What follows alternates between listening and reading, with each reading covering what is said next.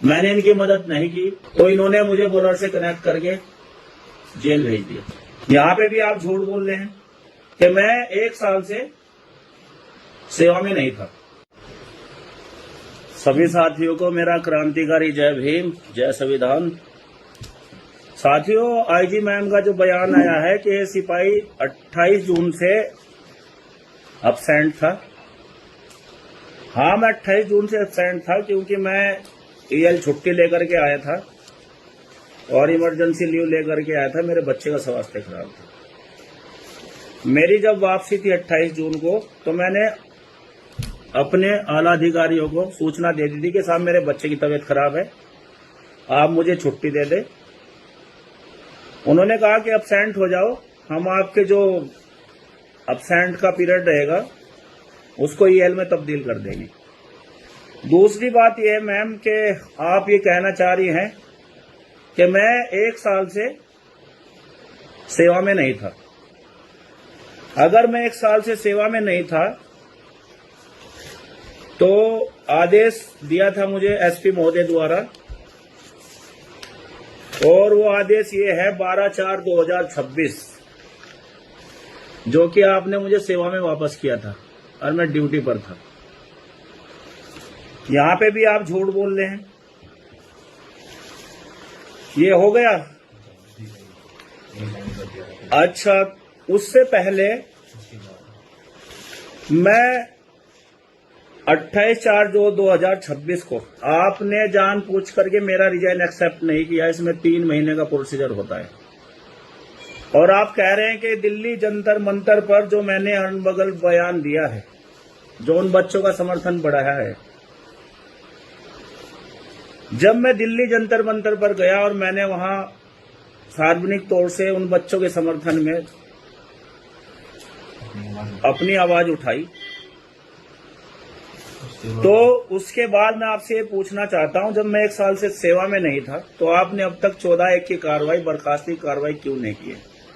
फिर मैं आपसे पूछना चाहता हूं, ये इतना भारी भरकम कागज जो कई टनों का वजन है, इसमें ऐसे 2 पुलिस की गाड़ियां लेकर आई है जो मेरे पास सीसीटीवी फुटेज है। मैं क्या समझे इस भारी भरकम कागज को 2 गाड़ियां पुलिस की लेकर के आई है, इस पर आप बताएंगे? उससे पहले जो आपने नोटिस दिए मुझे, उसमें जो है एक खाली होमगार्ड आता था। ये नोटिस तामील कराया है आपने मुझसे, और तामील करा करके एसपी साहब के साइन है इसमें, वो ले जाता था।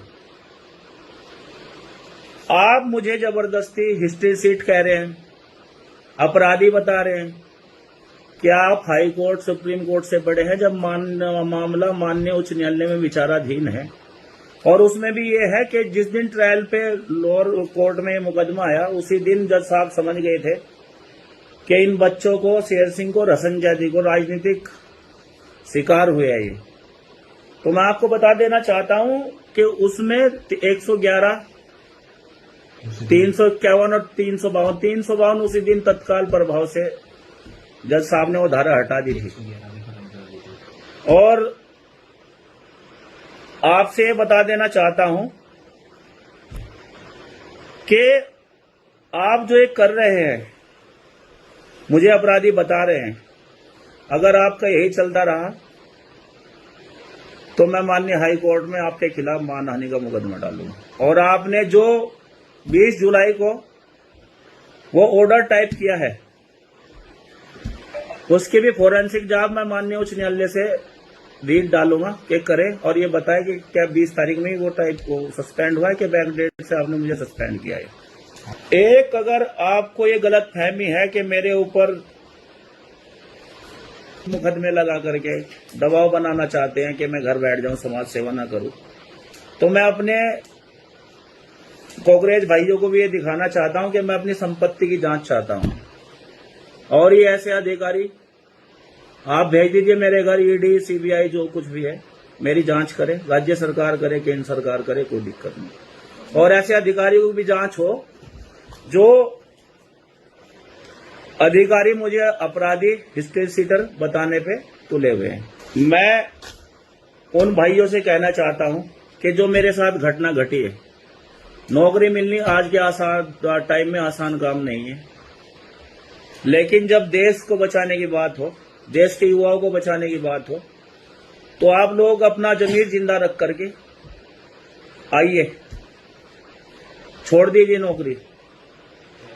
ये लोग मुझे कह रहे हैं कि आपके प्रवीण वाल्मीकि से, बोलर से संबंध है। मैं आपको बता देना चाहता हूं कि कुछ अधिकारियों ने मुझे कहा था कि बोलर है जो भाजपा का पार्षद है, मुझे नहीं पता था वो गैंगस्टर है, आप लोग पता कर लेना उसके बारे में। मैं उससे मिला था इनके कहने पे कि मेयर की मदद करनी है, आपको चुनाव की बात कर रहा हूं। मैंने इनकी मदद नहीं की, क्योंकि ये ऐसे अधिकारी क्या करते थे, जैसे मैं 2 अप्रैल भारत में निर्दोष हुआ था तो मेरे ऊपर प्रेशर बनाते थे कि फाइल तुम्हारी दोबारा खोल दोगे, ये रैली सफल करा दो, ये रैली सफल करा दो। मैं इनसे परेशान होकर के मना कर दिया कि मैं ये काम तुम्हारे लिए नहीं करूंगा, तो इन्होंने मुझे बोलर से कनेक्ट करके जेल भेज दिया। इसी के साथ जय भीम, जय भारत, जय संविधान, वंदे मातरम।